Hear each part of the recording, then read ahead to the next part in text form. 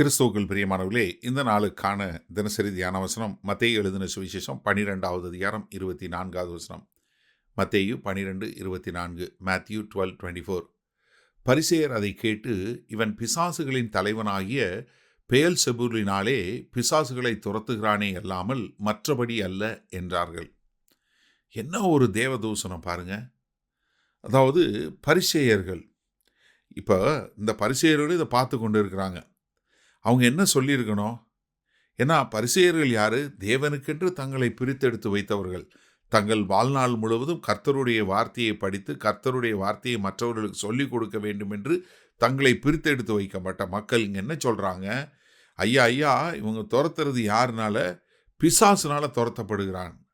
நீங்கள் யோசிச்சு பாருங்களேன். அதாவது கர்த்தராகிய இயேசு கிறிஸ்து பரிசுத்த ஆவியின் மூலமாய், தேவனுடைய பலத்தின் மூலமாய், ஏன்னா சொல்லும்போது என்ன சொன்னார்? லூக்கா 4:18 தேவ ஆவியானவர் என்மேல் இருக்கிறார், தரித்திரருக்கு சுவிசேஷத்தை பிரசங்கிக்க. அப்போ தேவ ஆவியை கொண்டு அவர் மக்களுக்கு விடுதலையை கொடுக்கும்போது இதை பார்த்து கொண்டிருந்த பரிசேயர்கள் என்ன சொல்கிறாங்க? இவர் பெயல்செபூலினாலே. என்னுடைய ஒத்த பகுதி மார்க்கு 3வது அதிகாரம் 22வது வசனத்தில் பார்க்கும்போது அங்கே இன்னொரு கூடுதலான தகவல் பாருங்கள். எருசலேமில் இருந்து வந்த வேத பாரகர் இவன் பெயல்செபூலை கொண்டிருக்கிறான், பிசாசுகளின் தலைவனாலே பிசாசுகளை துரத்துகிறான் என்றார்கள். யாரு? வேத பாரகர்கள். எருசலேமிலிருந்து வந்த வேத பாரகர்கள். இந்த மத தலைவர்களுக்கு என்ன பிரச்சனை? ஏன்னா அவர்கள் தாங்கள் ஆள வேண்டும், தங்களுக்கு ஒரு பிரதானமான நிலை வேண்டும் என்று தான் பார்த்தாங்களே ஒழிய, கர்த்தராகிய இயேசு கிறிஸ்து வந்து விட்டார், இதோ அவர் இவ்வளவு பெரிய அதிசயங்களை அற்புதங்களை பண்ணுகிறார் என்று சொல்லி அவர் பக்கம் மனம் திரும்பி சேராமல், மாறாக அவங்க என்ன பண்ணுறாங்க? பெயல்செபூல் என்று சொல்லக்கூடியது, அதாவது கொசுக்களுடைய தலைவன் என்று, கொசுக்களுக்குரிய கடவுள், அந்த கடவுள், அவங்க அப்படி தான் ஆராதிச்சாங்க. அந்த பிசாசுனுடைய தலைவன், அந்த தலைவனை வச்சு அவன் அந்த பிசாசுகளை துரத்துகிறான் என்று சொல்லி பரிசுத்த ஆவியானவருக்கு கொடுக்க வேண்டிய ஒரு மரியாதையும் கனத்தையும் மகிமையும் செலுத்தாம, அதே சமயத்தில் அதை என்ன பண்ணுறாங்க? மாறாக அதை பிசாசுக்கு சொல்லக்கூடிய ஒரு காரியம். என்ன ஒரு கேவலமான ஒரு நிலைமை பார்த்தீங்களா? என்ன காரணம்? சுயம், தங்களை குறித்த ஒரு காரியம்.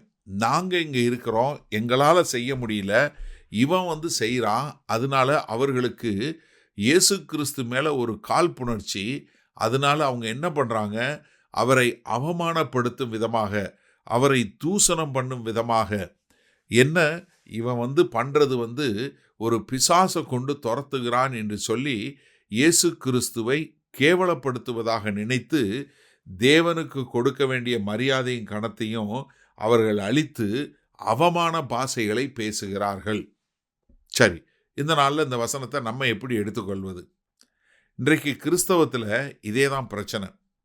ஏன்னா உங்களை காட்டிலும் இன்னொருத்தர் நல்லா பிரசங்கம் பண்ணுறாரு, உங்களை காட்டிலும் இன்னொருத்தர் நல்லபடியாக ஆராதனை நடத்துகிறாரு, உங்களை காட்டிலும் ஒருவர் நல்ல கிறிஸ்தவ வாழ்க்கை வாழுகிறார் என்று சொன்னால் நமக்கு சந்தோஷம் வரதில்லை. நிறைய பேருக்கு என்ன வருது?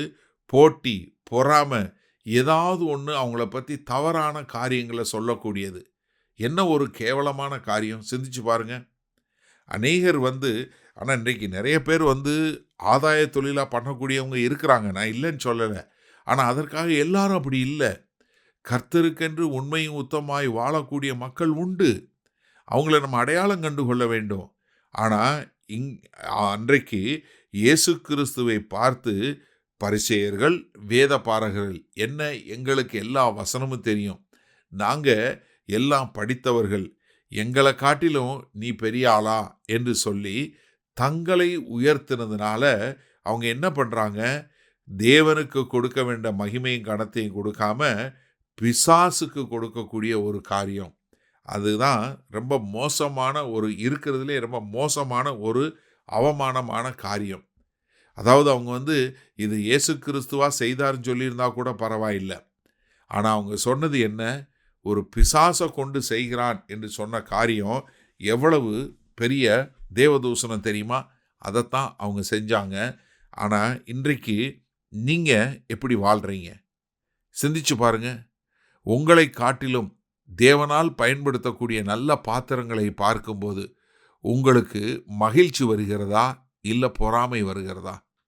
இன்றைக்கு அநேகர் பொறாமை, போட்டி, பொறாமை, காழ்ப்புணர்ச்சி, பகை, விரோதம், குரோதம், இதனால் இன்றைக்கு கிறிஸ்தவம் பிரிந்து அநேக துன்பங்களை சந்தித்து கொண்டு இருக்கிறது. எனக்கு அருமையான சகோதரனே, சகோதரியே, மனம் திரும்புவீர்களா? வல்ல பிதாவே, இதோ தங்களை காட்டிலும் கர்த்தராய் இயேசு கிறிஸ்து பிரதானமான காரியங்களை செய்தார் என்பதை ஏற்றுக்கொள்ளாமல் தேவதூசணம் பேசிய பரிசேயர்களைப் போல இன்றைக்கு அநேக ஜனங்கள் இருக்கிறத பார்க்கிறோம். தேவனே, ஒரு மனமாற்றத்தை கொடுங்க. இந்த செய்தியை கேட்கிற ஒவ்வொருவரும் மனம் மாறி உமக்கு உகந்த பாத்திரங்களாய் வாழ எங்கள் தேவன் கிருபையும் இரக்கமும் பாராட்ட வேண்டுமாய் இயேசு கிறிஸ்துவின் மூலம் ஜெபிக்கிறோம், ஜீவனுள்ள வல்ல பிதாவே, ஆமேன். கர்த்தர் உங்களை ஆசீர்வதிப்பாராக. நாம் இன்று மாலை மண்ணால் சந்திப்போம்.